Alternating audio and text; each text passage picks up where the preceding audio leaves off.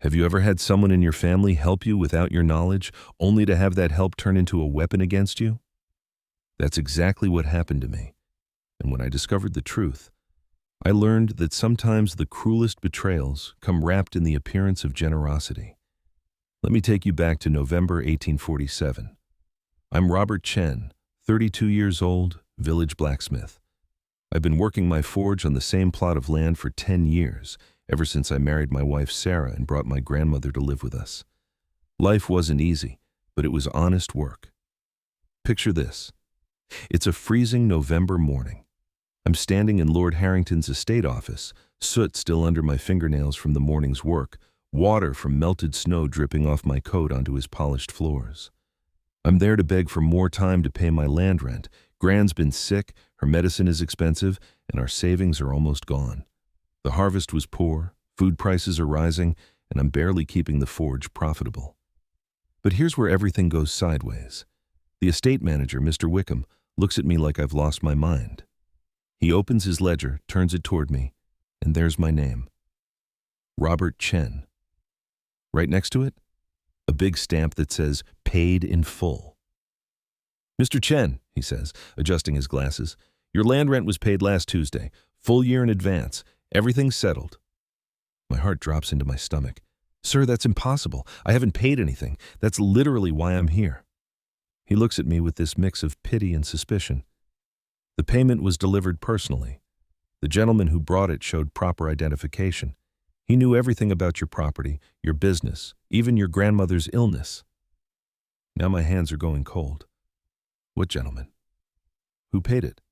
"A young man. Said he was acting on your behalf as family, even had documentation with your signature authorizing the transaction." I'm standing there, completely frozen. I never signed anything. I never authorized anyone to do this. And here's what really gets me. Mr. Wickham's face hardens.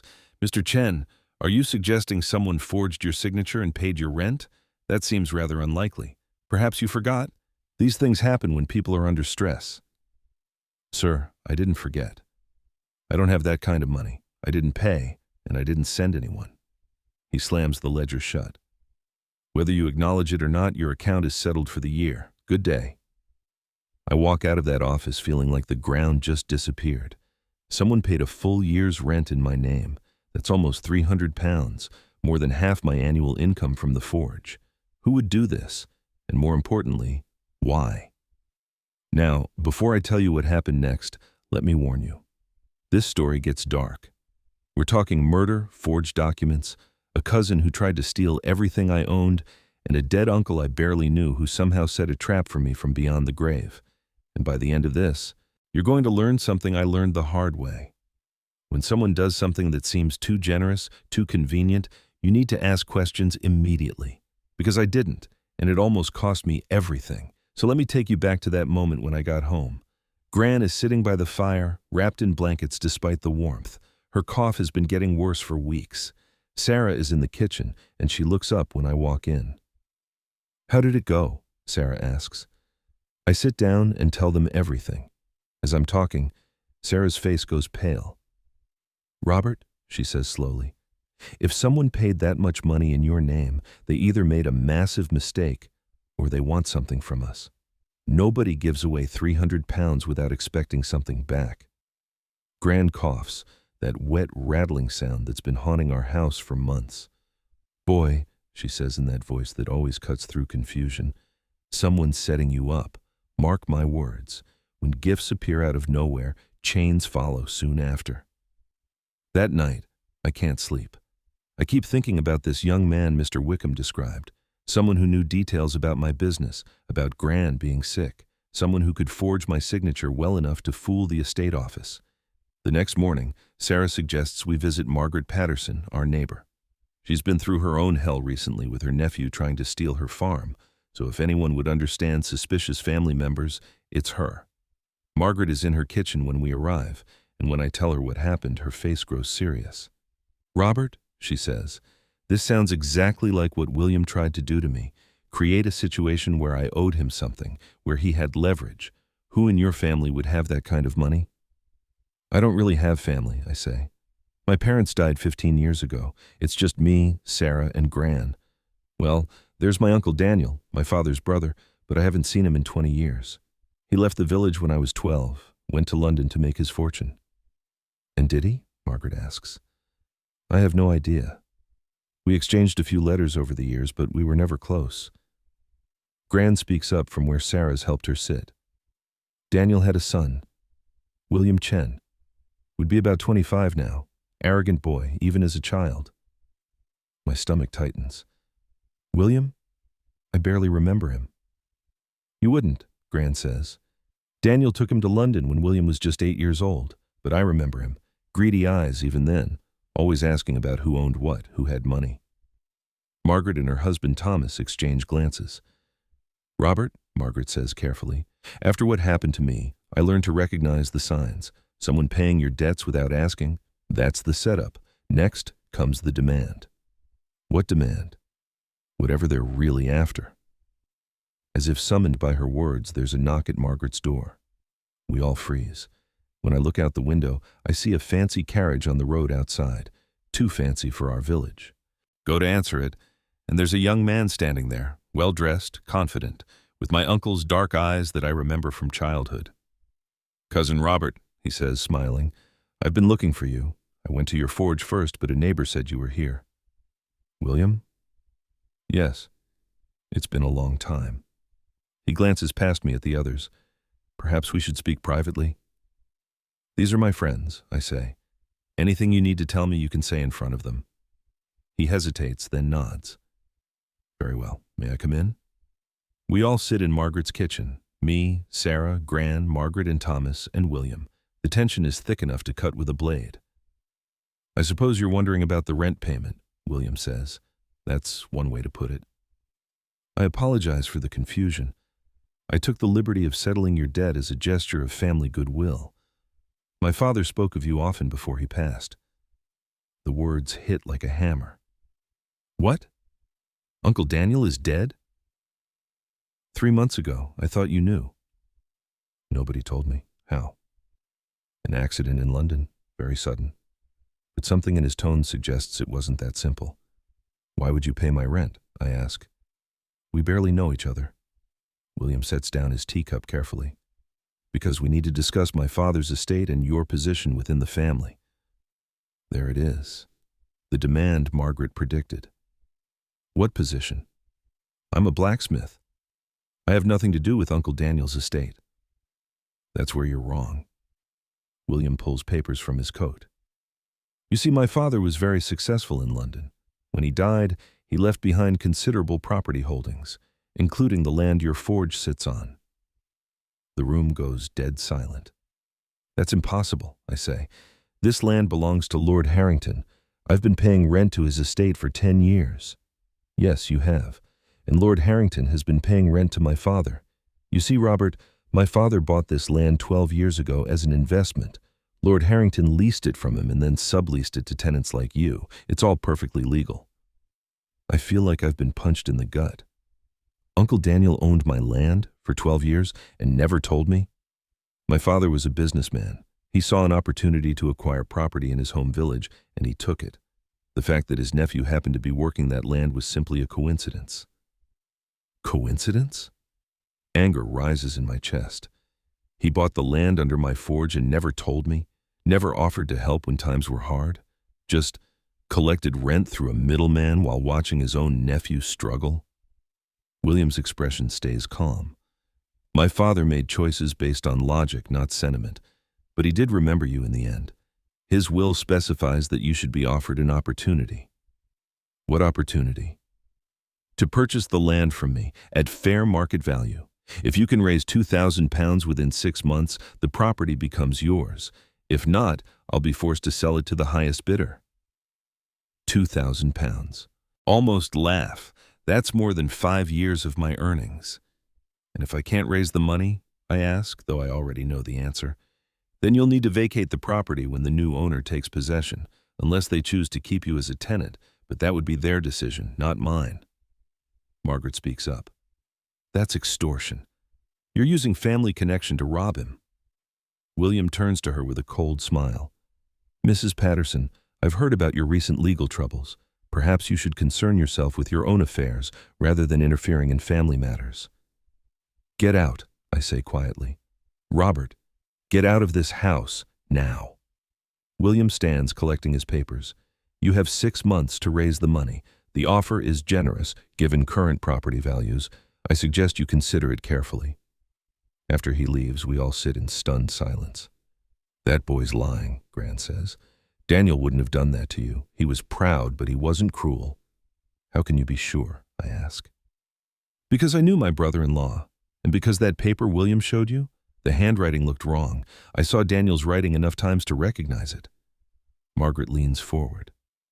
Robert, after what I went through with my nephew, I learned something. When someone shows up with convenient documents and an urgent deadline, those documents are usually forged. But how do we prove it? The same way I did. We go to London, we investigate, we find the truth. Over the next few days, I try the conventional approaches first.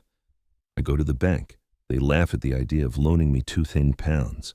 I ask Lord Harrington if he wants to buy the land. He has no interest. Then Margaret shares some news that changes everything. Her friend from London, the one who'd helped investigate her nephew, has found information about Uncle Daniel's death. Robert, she says, coming to my forge one afternoon, Daniel didn't die in an accident. He was murdered. My blood runs cold. What? Killed in his London office. Someone bludgeoned him and stole a large sum of money. The case is still unsolved. Does William know? William was the one who found the body. According to the police report, he was the last person to see Daniel alive.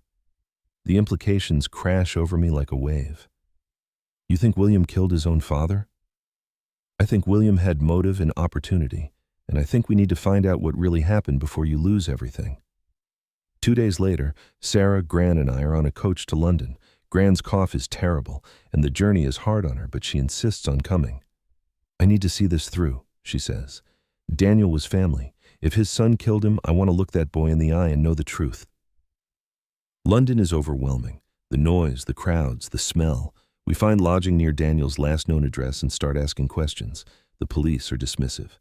Case is closed. Robbery during a business dispute. These things happen. But you haven't found the killer? The officer shrugs. We question the son. He has an alibi. Beyond that, there's not much to go on. We try Daniel's office building next. The landlord recognizes the name immediately. Terrible business that. Mr. Chen was a good tenant, always paid on time, very quiet. Were you here when it happened? No, but my clerk was. Said young Mr. Chen, William, came to visit his father that afternoon.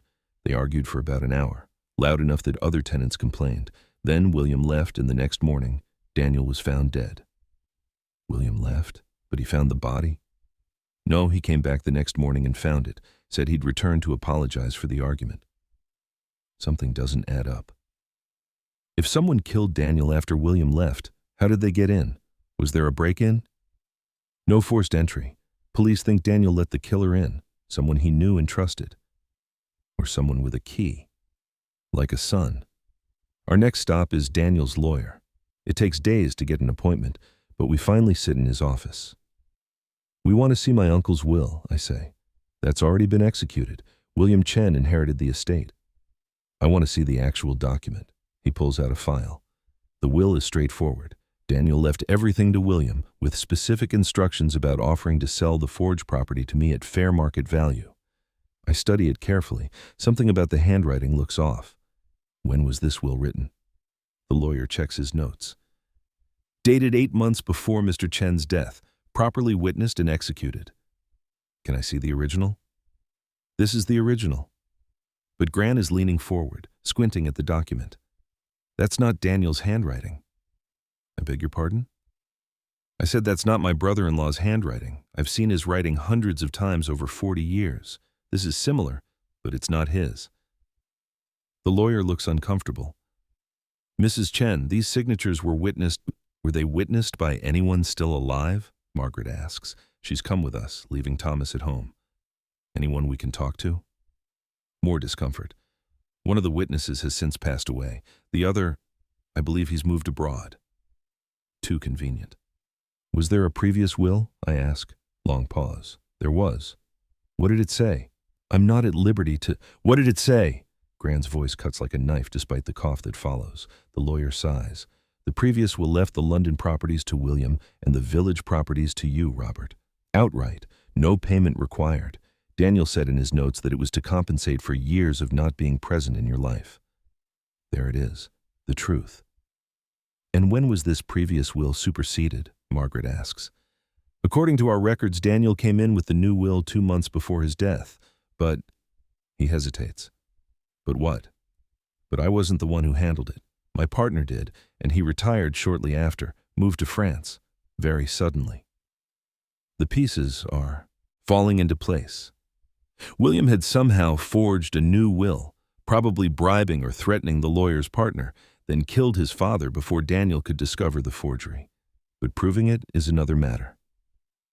That evening, Sarah and I sit with Gran in our rented room. Her cough is worse than ever, and I'm starting to regret bringing her. We should go home, I say. We can't prove anything here.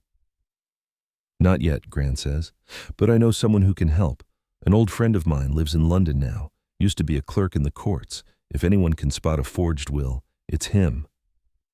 We meet Gran's friend, Mr. Harrison, the next day. He's elderly but sharp-minded, and he examines the will carefully under a magnifying glass. This is good work, he says finally. Very good, but it's definitely a forgery. See here? The pressure of the pen strokes is wrong. When you forge someone's signature, you go slower, more carefully. The real signature flows naturally. This one has micro-pauses where the forger was being careful. Can you testify to that? Margaret asks. In court? Yes, but you'll need more than just my analysis. You'll need the real will. We don't know where it is. Then find it. Check Daniel's other properties, his personal effects. If he wrote a real will, he would have kept a copy somewhere. We spend the next week searching. Daniel had a small flat in London where he lived. William has already cleared most of it out, but the landlady lets us look through what remains. Sarah finds it. Behind a loose board in Daniel's bedroom closet, there's a metal box. Inside is a will, dated just 3 weeks before Daniel's death. The handwriting is clearly different from the forged version, more natural, more confident. And it says exactly what the lawyer told us. Everything in the village goes to me. The London properties go to William. And there's a note attached. For my nephew Robert, who deserved better than an uncle who disappeared. The forge is yours. Build a good life.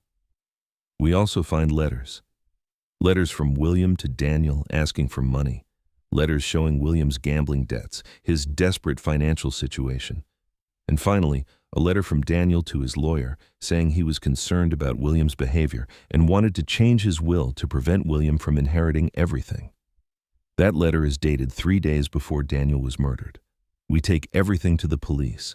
This time, with physical evidence and Mr. Harrison's expert analysis, they listen. William is arrested in early January, just as he's about to sell my forged property to a London developer. The look on his face when he sees me with the police is pure hatred. You should have just paid me, he snarls. You should have just accepted my generous offer, and none of this would have happened. You killed your own father. He was going to give everything away, everything I'd waited for. He was going to give it to you, someone who'd done nothing to earn it while I worked for him. For years. I never asked for anything, I say quietly. You didn't have to. You were always the favorite, the nephew who stayed in the village, who reminded him of home. I was just the son who wasn't good enough. The trial happens quickly. The evidence is overwhelming. The forged will, the letters, Mr. Harrison's testimony, witnesses who heard William and Daniel arguing the day of the murder. Within 6 weeks, he's convicted of murder and forgery. He's sentenced to hang. I attend the execution, not out of satisfaction, but because Gran insists we both go. He's still family, she says. Even if he's a murderer, someone from this family should witness it. When they put the noose around his neck, William looks down at us. I'm sorry, Uncle Robert. Cousin Robert. I'm sorry, Grandmother. I was desperate. You were greedy, Gran says clearly. There's a difference. Those are the last words William hears before they pull the lever. We return home in late February. The courts have validated Daniel's real will. The forge and the land beneath it are legally mine, with no debt, no conditions, no threats.